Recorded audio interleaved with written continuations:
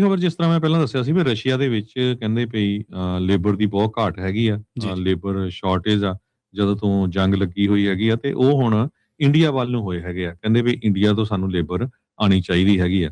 ਅਮ, ਆਪਾਂ ਪਹਿਲਾਂ ਵੀ ਦੱਸਿਆ ਸੀ ਵੀ ਬਹੁਤ ਸਾਰੇ ਲੋਕ ਪੰਜਾਬ ਤੋਂ ਵੀ ਉੱਥੇ ਗਏ ਆ, ਪਰ ਅਨਫੋਰਚੂਨੇਟਲੀ ਜਦੋਂ ਉੱਥੇ ਜਾ ਕੇ ਉਹ ਕੰਮ ਕਰਨ ਗਏ ਤੇ ਉਹਨਾਂ ਨੂੰ ਮਿਲਟਰੀ ਦੇ ਵਿੱਚ ਭਰਤੀ ਕਰ ਲਿਆ ਗਿਆ ਤੇ ਕੁਝ ਮੁੰਡਿਆਂ ਦੀਆਂ ਲਾਸ਼ਾਂ ਵੀ ਉੱਥੋਂ ਵਾਪਸ ਆਈਆਂ ਸੀਗੀਆਂ। ਜੀ, ਸੋ ਜੀ। ਇਹ ਧਿਆਨ ਰੱਖਣਾ ਚਾਹੀਦਾ, ਖਾਸ ਕਰਕੇ ਜਿਹੜੇ ਤੁਹਾਡੇ ਰਿਸ਼ਤੇਦਾਰ ਦੋਸਤ ਮਿੱਤਰ ਹੈਗੇ ਆ, ਜੇ ਕੋਈ ਰਸ਼ੀਆ ਨੂੰ ਜਾਣਾ ਚਾਹੁੰਦਾ ਕੰਮ ਕਰਨ, ਮੇਕ ਸ਼ੋਰ ਕਰੋ ਕਿਤੇ ਚੱਕ ਕੇ ਉਹ ਤੁਹਾਨੂੰ ਮਿਲਟਰੀ ਦੇ ਵਿੱਚ ਨਾ ਭਰਤੀ ਕਰ ਲੈਣ।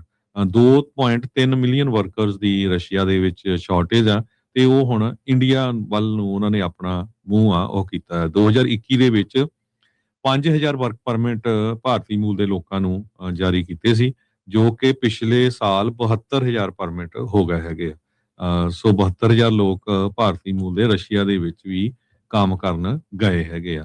ਕਹਿੰਦੇ 8 ਲੱਖ ਲੋਕ ਉਹਨਾਂ ਨੂੰ ਚਾਹੀਦੇ ਆ ਮੈਨੂਫੈਕਚਰਿੰਗ 'ਚ, 1.5 ਮਿਲੀਅਨ ਸਰਵਿਸ ਤੇ ਕੰਸਟਰਕਸ਼ਨ ਸੈਕਟਰ ਦੇ ਵਿੱਚ ਤੇ ਇੰਡੀਅਨਸ ਕਹਿੰਦੇ ਪਏ ਰਸ਼ੀਆ ਦੇ ਫਾਰਮਸ ਫੈਕਟਰੀਜ਼ ਦੇ ਵਿੱਚ ਜੋ ਕੰਮ ਆ ਉਹ ਕਰ ਰਹੇ ਹੈਗੇ।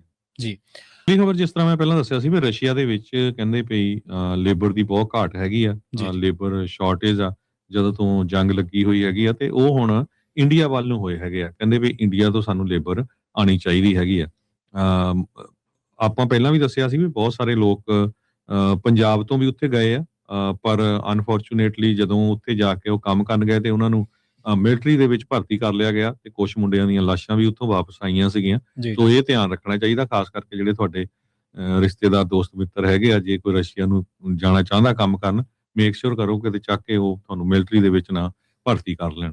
2.3 ਮਿਲੀਅਨ ਵਰਕਰਸ ਦੀ ਰਸ਼ੀਆ ਦੇ ਵਿੱਚ ਸ਼ਾਰਟੇਜ ਆ ਤੇ ਉਹ ਹੁਣ ਇੰਡੀਆ ਵੱਲ ਨੂੰ ਉਹਨਾਂ ਨੇ ਆਪਣਾ ਮੂੰਹ ਆ ਉਹ ਕੀਤਾ ਹੈ। 2021 ਦੇ ਵਿੱਚ 5000 ਵਰਕ ਪਰਮਿਟ ਭਾਰਤੀ ਮੂਲ ਦੇ ਲੋਕਾਂ ਨੂੰ ਜਾਰੀ ਕੀਤੇ ਸੀ, ਜੋ ਕਿ ਪਿਛਲੇ ਸਾਲ 72000 ਪਰਮਿਟ ਹੋ ਗਏ ਹੈਗੇ ਆ। ਸੋ 72000 ਲੋਕ ਭਾਰਤੀ ਮੂਲ ਦੇ ਰਸ਼ੀਆ ਦੇ ਵਿੱਚ ਵੀ ਕੰਮ ਕਰਨ ਗਏ ਹੈਗੇ ਆ।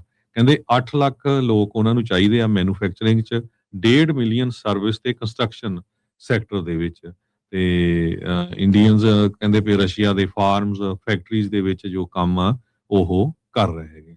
ਜੀ।